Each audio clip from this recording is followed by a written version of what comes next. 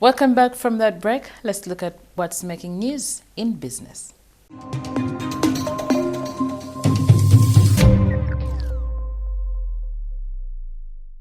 In business tonight, the government has tabled to Parliament amendments to the law governing the National Social Security Fund, seeking, among others, to compel all workers in the formal sector to make contributions to the fund.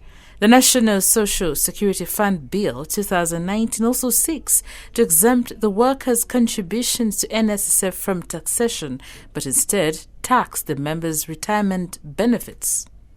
We speak to Paul Busharizi on what this means, and he breaks down the NSSF Bill 2019. Before we can go into this, how is the economy? What's the latest? Happening in the economy? What's the latest? Well, the latest, I've seen an interesting headline that up to 90 companies are trying to get licenses to grow and process marijuana in Uganda. Aha! Yes, I saw that. Absolutely. Potentially a new export line for us. And we are very excited.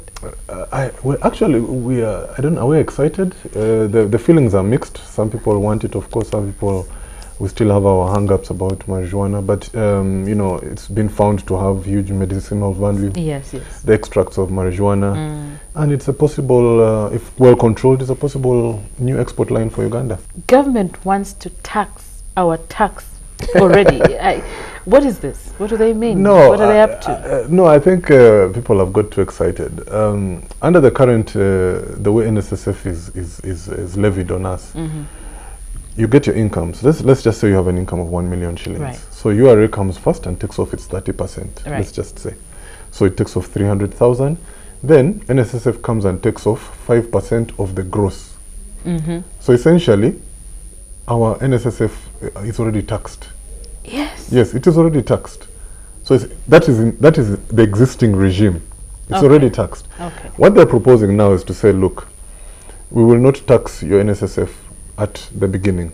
So what will happen is that instead of URA coming first now, it will be NSSF that comes first. The NSSF comes, if you've got a million shillings gross, takes off its 50,000, which is 5%, and URA taxes 950,000.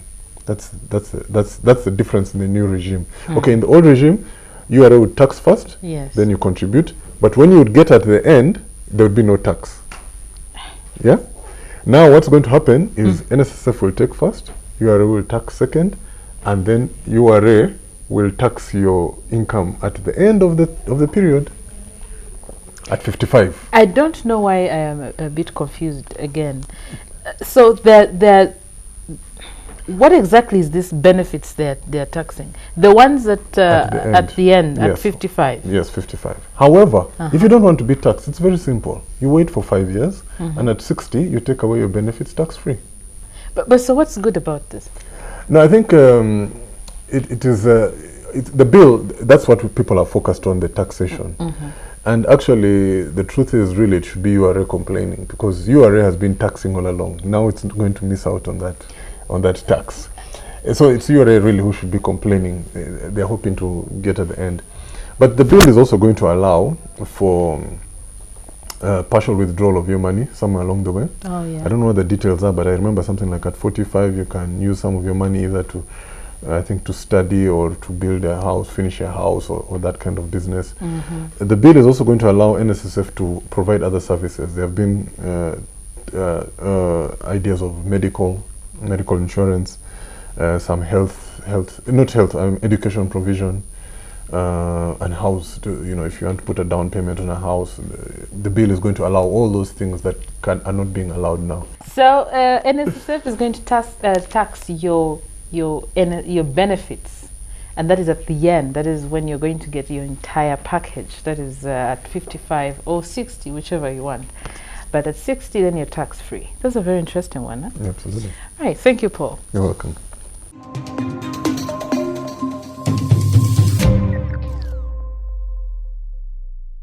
That was News in Business. Now, for Pearl of Africa series today, we'll look at Lake Nkugute, that is often called Lake Africa.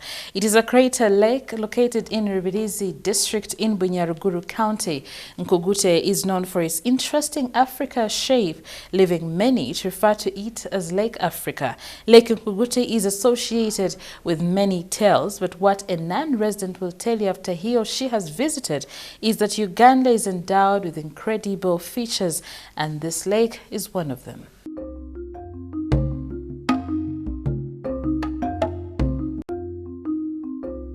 An aerial view clearly shows an African map, but this is Lake Nkugute.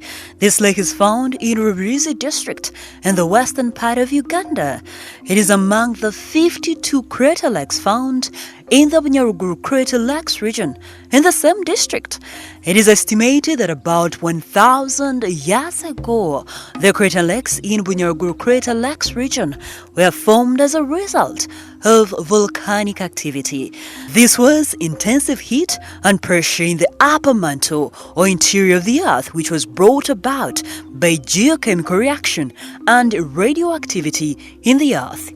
After the occurrence of gaseous explosions that blew off the surface rocks, a round-shaped and fairly flat depression was formed. As time went by, rainwater filled the depressions, hence the formation of the crater lakes. Unlike other lakes with less vegetation, Nkugute is much blessed with crops, eucalyptus trees, and this water is used for various activities by the locals. Some engage in fishing, not forgetting farming. The tourists who come to explore this lake engage in hiking, swimming, and also sunbathing. Settlers have also embraced this locality because of its favorable weather. For more Pearl of Africa stories, visit our website, which is newvision.co.ug/Pearl of Africa. I am Dorothy Naseje.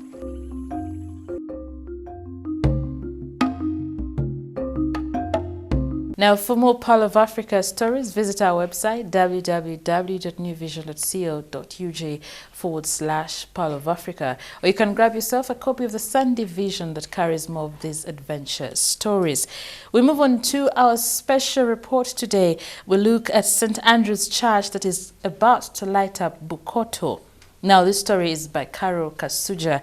James Wasula, the chairman of the building committee of St. Andrew's Church, Bukoto, says after a decade of tedious construction, fundraising and prayers, the church has been completed and will soon be commissioned. The projected date is 29th September. In this report, we look at the landmarks in the construction journey.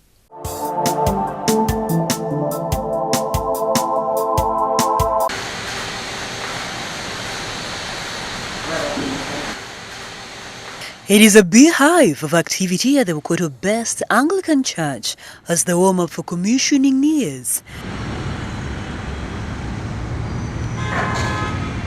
To reach this far, it has taken the construction committee more than a decade, which means so many hands have laid a brick on it.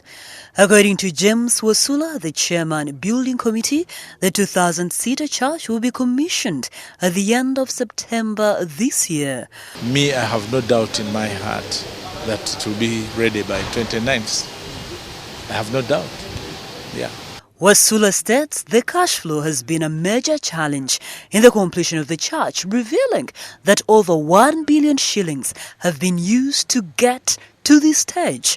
This money has been collected through various sources, as Patricia Liachi, the deputy vicar, says. This church has been constructed through phases, stages, and the Christians of St. Andrew's Church, Bukoto, have done their very best to build this church.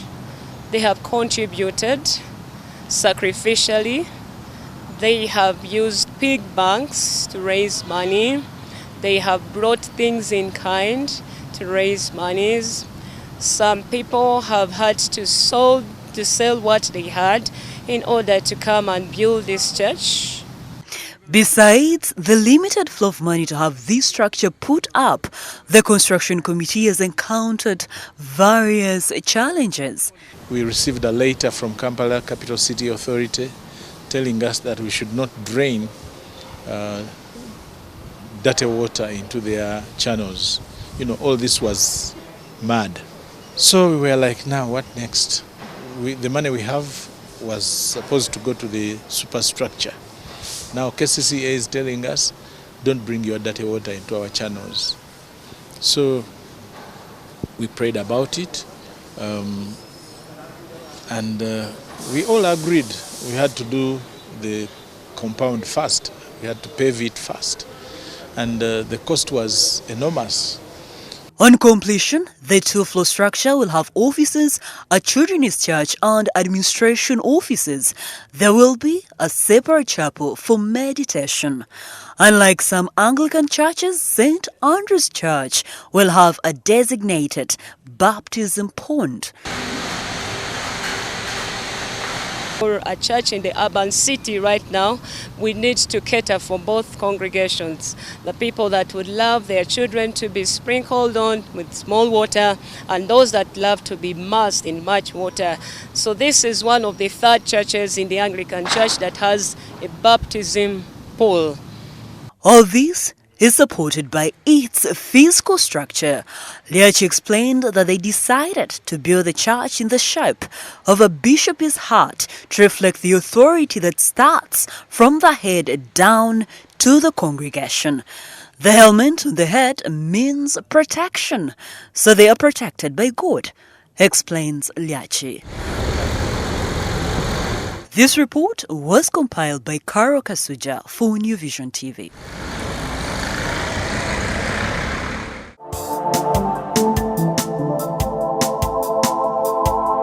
That was New Vision TV News. My name is Lynn Komjisha. Thank you for watching. I'll catch you next time. I leave you with a fact file.